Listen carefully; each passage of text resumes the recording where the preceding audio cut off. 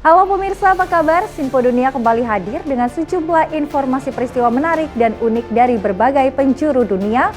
Bersama saya Luis Ayu dan simak informasinya untuk Anda.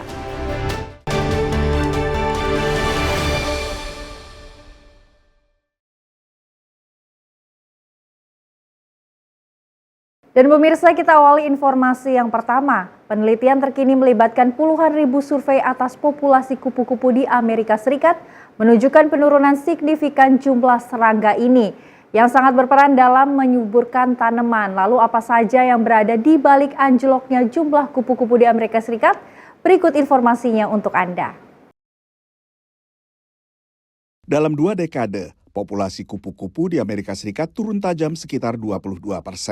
We've lost about 1 out of every 5 butterflies from 2000 to 2020, which is a massive reduction in abundance over just such a short time period. So if you imagine you went out to go watch butterflies in 2000 and you saw 100, and you went back to the same site in 2020, you'd probably only see 80 individuals. Peneliti memperkirakan ada 650 lebih spesies kupu-kupu di Amerika Serikat. Hanya 554 spesies bisa dipantau pergerakannya. We saw a lot of declining species in the Southwest, which is part of the U.S. that is heated up and dried out much more quickly than other regions. We think that drought might be kind of the culprit there in terms of southwestern butterfly declines. We also saw pretty strong declines in the Midwest. There was one of the Status of Butterflies working group members who did a separate analysis that found that insecticides, more so than any other driver, more so than land use change, more than climate change, insecticides really were the #1 driver of declines for butterflies in the Midwest. Berkurangnya populasi kupu-kupu tak hanya memukul keragaman hayati, tapi memiliki dampak ekonomi pada manusia. Butterflies were responsible in Texas for about $80 million of cotton pollination per year. That's just in Texas. So add that up across the world and, it's a significant amount of money. And so the bottom line is butterflies, they're still not as important as bees, but they are important. Menurut peneliti yang terlibat riset kupu-kupu ini, belum terlambat untuk membalikan tren risiko kepunahan. There's a lot of work on how habitat restoration and habitat management can really improve the outcomes for individual populations. And so, this study is national in scale. But when you kind of zoom in and look at individual populations, they generally are doing much better when they are when the habitats are being restored. You can make changes in your backyard and in your neighborhood and in your state that can really improve the situation for a lot of species. Yang ikut mendapat perhatian adalah kupu-kupu monarch alias kupu-kupu raja. Survei terkini mencatat jumlah totalnya mencapai sekitar 10.000 ekor, jauh di bawah populasinya pada 1997 yang mencapai 1,2 juta kupu-kupu. Peneliti menemukan bahwa sekitar sepertiga spesies kupu-kupu yang diteliti berkurang populasinya sekitar separuh. Lalu 22 spesies bahkan berkurang sekitar 90%. 3% dari seluruh kupu-kupu justru bertambah populasinya, jumlah yang relatif sedikit dibandingkan seluruh kupu-kupu yang ditelaah populasinya selama 2 dekade. Dari Washington DC, saya Nova Purwadi dan tim VOA. Perang tarif antara Amerika Serikat dan sejumlah mitra dagangnya tidak hanya menekan bursa saham di Wall Street, tapi juga menekan pemilik usaha mikro kecil dan menengah yang dikhawatirkan bukan hanya besaran tarif tapi juga ketidakpastian karena bisa merubah dalam hitungan hari. Dalam berbagai kesempatan, Presiden Donald Trump menekankan pentingnya tarif secara jangka panjang bagi Amerika Serikat, termasuk saat merespons pertanyaan wartawan di atas pesawat kepresidenan Air Force One. I think the tariffs are going to be the greatest thing we've ever done as a country. It's going to make our country rich again. We have many companies, as you know, auto companies are opening up plants now. We've had 4 or 5 announced already, but many more are coming. Tarif telah digulirkan ke Tiongkok, tapi untuk 2 mitra dagang terdekat, Kanada dan Meksiko, pemberlakuan tarif sering mengalami penundaan hingga pengecualian. Bagi pemilik sebuah kedai kopi di Colorado, tarik ulur ini sering membingungkan. It's just such a knee-jerk reaction. I mean, one day the tariffs are on, one day the tariffs are off. Solar Roast Coffee yang dimiliki Mike adalah sebuah UMKM yang perlu kepastian jauh-jauh hari. We really need to know what the costs are going to be now, what the costs are going to be in 3 months' time. Kebetulan banyak kopi yang dihidangkan di kafenya didatangkan dari Kanada dan Meksiko. Primarily, our coffee is imported from Mexico and Central and South America. And decaffeinating coffee is a process called Swiss water, which is a process from Canada. So decaf coffee, when it's organic, is processed either by the Canadians with Canadian process or by the Mexicans with the mountain water process. So it's a really big deal.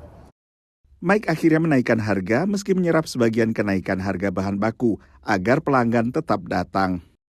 Sementara di New Jersey, tarik ulur soal tarif juga menekan sebuah pemilik toko UMKM yang menjual makanan laut. A fair amount of our shrimp does come from Mexico, and we also bring in a whole lot of oysters from Canada. Those are products that will definitely affect us. Tarif akhirnya juga memiliki efek berantai. Because of the way seafood is interconnected and supply-demand, we are seeing products that aren't even from Canada, we're seeing prices raise. So domestic oysters from New England, those prices are already raising well over 10% as well. Pembeli pun bersiap-siap membayar lebih mahal. It's just going to make things more expensive, like for consumers and for small businesses. Like if the goal is to get more production in the United States, it's just like if you don't have like the infrastructure and things in place for that to happen immediately, like this is just going to hurt people. Pemilik UMKM umumnya mencari kepastian. Indeks ketidakpastian kebijakan ekonomi melonjak 41% selama sebulan. Menurut seorang peneliti yang terlibat dari Stanford University, ini kadang diikuti dengan terjadinya resesi ekonomi. Tapi saat ini masih terlalu dini untuk memastikan bahwa resesi bakal terjadi. Dari Washington DC, saya Nova Purwadi dan tim VOA.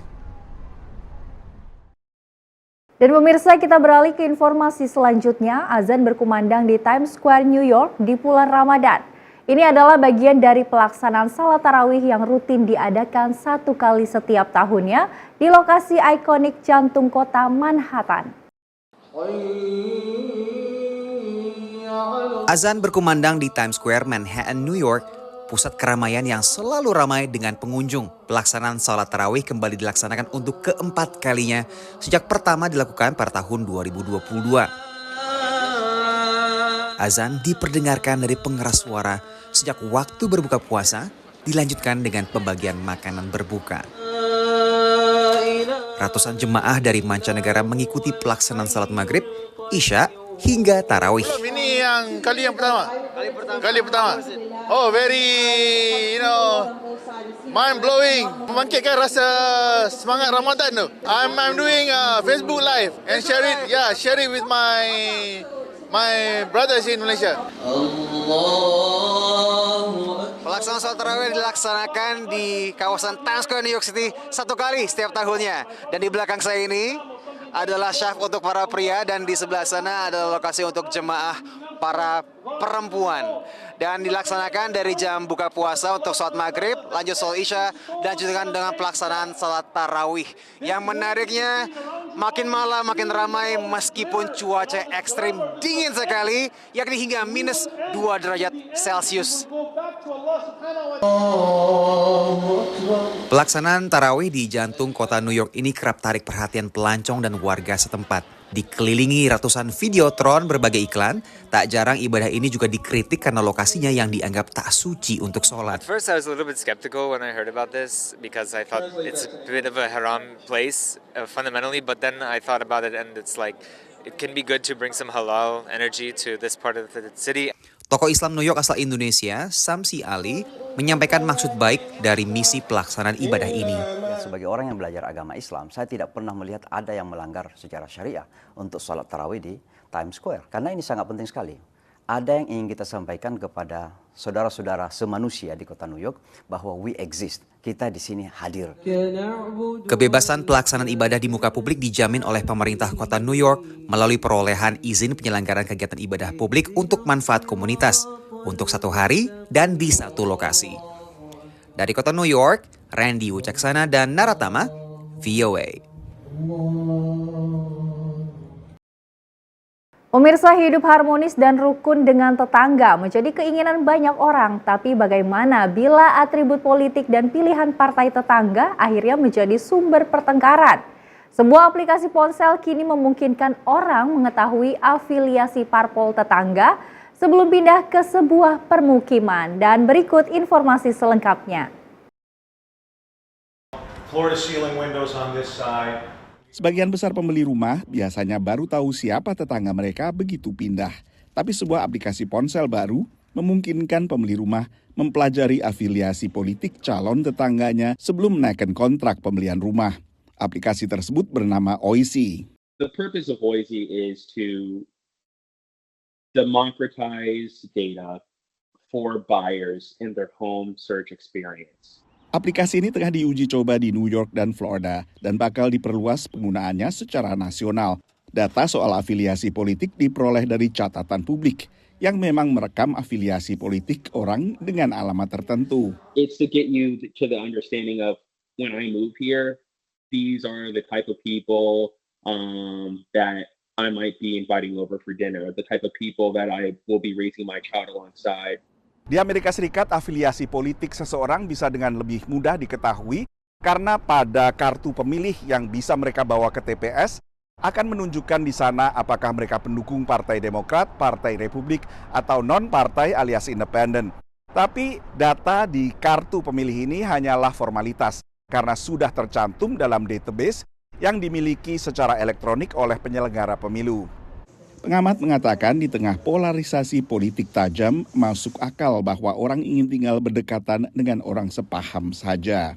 People do seem to care about the political identities of their new neighbors, so I'm not surprised that some company is now, selling that information or providing that information to would-be buyers. Ben McCartney pernah terlibat penelitian yang menunjukkan banyaknya orang yang memilih pindah bila pilihan politik tetangga mereka berseberangan. Pada saat yang sama, mereka akan lebih terbuka terhadap tetangga baru bila tetangga itu sepaham dalam afiliasi politik. So political polarization isn't just a social media phenomenon, but is affecting real economic decisions as well. Penelitian ini menunjukkan 1% pindah rumah dimotivasi perbedaan politik. Tapi yang pindah justru yang tak aktif secara politik. They don't want politics to be part of their everyday life. But then they get a new neighbor, and that new neighbor is not only very politically vocal, but also affiliated with the opposite party. And there's where we see the strongest tensions arise. Apakah aplikasi seperti Oisi mempertajam polarisasi politik di tepis pendirinya? We're giving people the data and the information to control their own destiny and do what they will with that information. The data already exists. Daripada terlanjur pindah kemudian bertengkar dengan tetangga, Oisi menawarkan kemungkinan meminimalisasi potensi konflik sebelum teken kontrak. Dari Washington DC, Nova Purwadi dan tim VOA.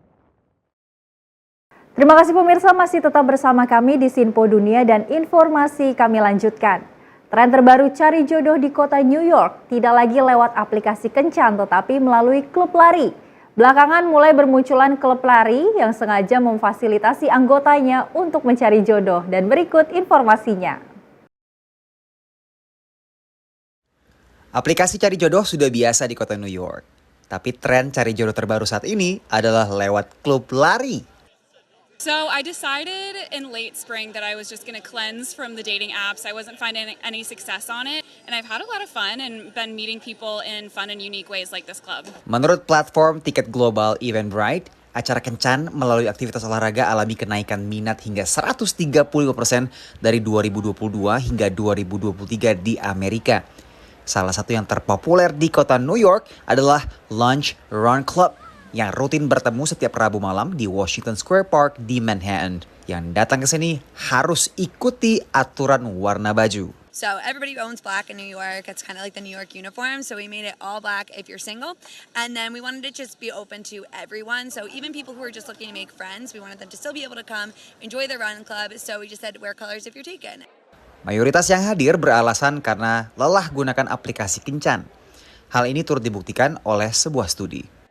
I think there's some disenchantment with dating apps overall, of feeling like they're an option, but maybe not the best option. Whereas speed dating or something similar, an in-person meeting, a group maybe where there's similar interests, allows people to connect in person and have that initial conversation without the phone as an intermediary. Steve Cole kembangkan aplikasi Launch, aplikasi kencan yang berorientasi pada kebugaran, yang kemudian menginspirasi hadirnya klub lari ini. Klub ini berkembang dari 30 peserta di awal, menjadi hingga 1.200 orang pada pertemuan akhir-akhir ini. It's actually the largest singles event ever recorded in New York City, and we actually break that record every week as we continue to grow. Para peserta yang hadir berlari sekitar 5 km dan lanjut berkumpul di bar. And then the big event is the #BeersAfter, which is where we all congregate at one bar and we just mingle. It's great. Warga kota New York disebut-sebut sebagai warga yang 70% diantaranya aktif berolahraga. Olahraga yang populer di sini termasuk olahraga lari, jalan kaki, kemudian kalistenik dan juga bermain golf. Hal ini juga tidak lepas dari fungsi taman publik yang disebut-sebut nomor 2 terbaik di Amerika Serikat dalam segi kualitas dan juga jumlahnya yang banyak. Namun di sisi lain, New York City juga dikenal menyediakan berbagai tempat olahraga publik berbayar seperti gym dan kelas olahraga yang dikenal tidak ramah kantong bagi warganya.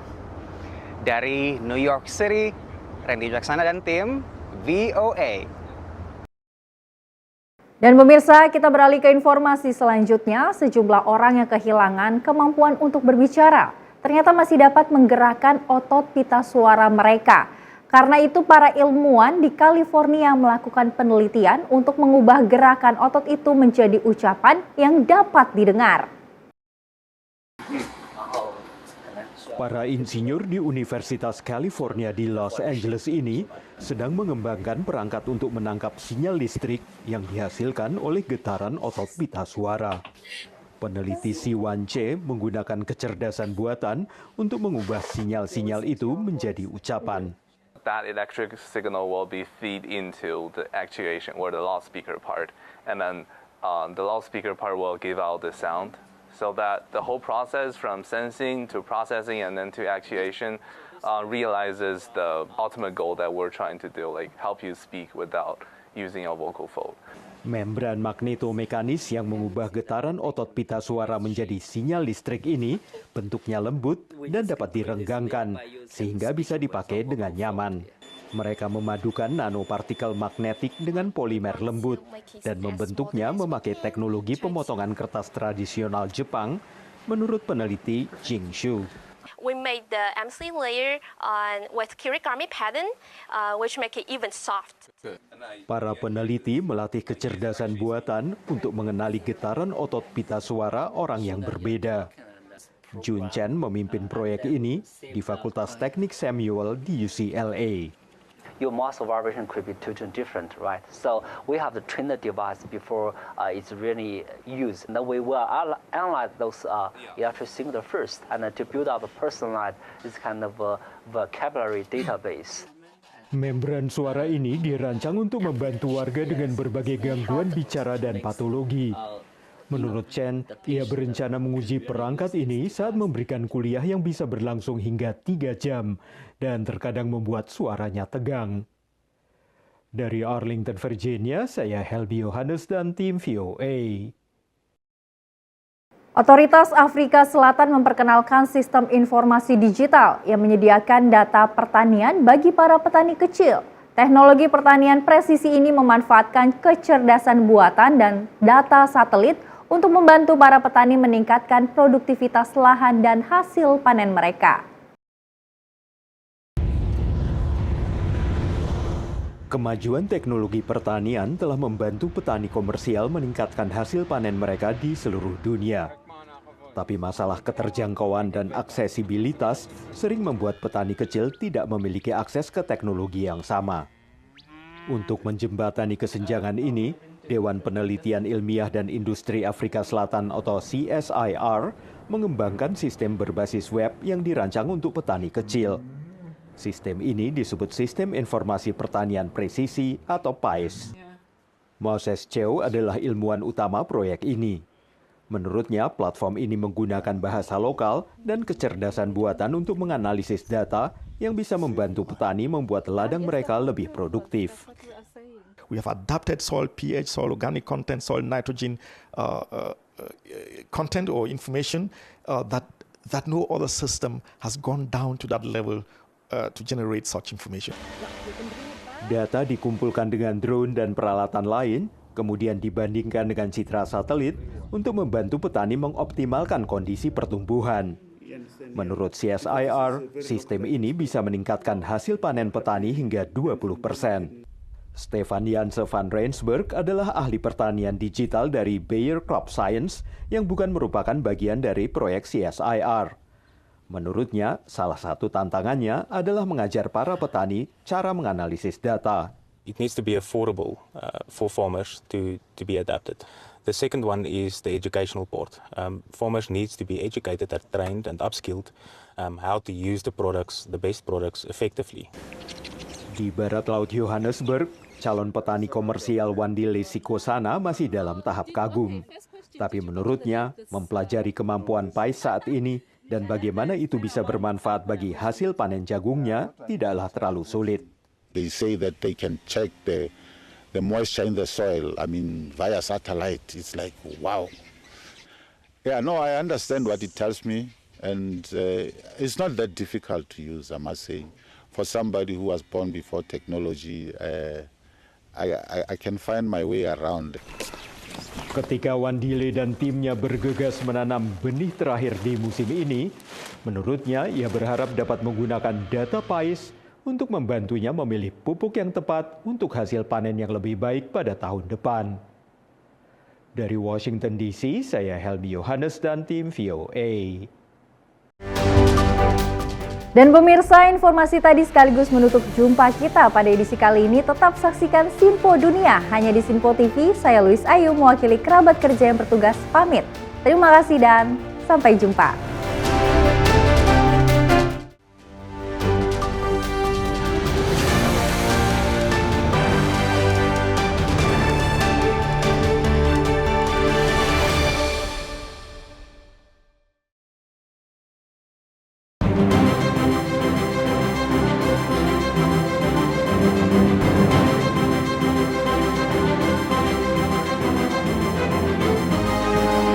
Simpo TV, News, Sport, Entertainment.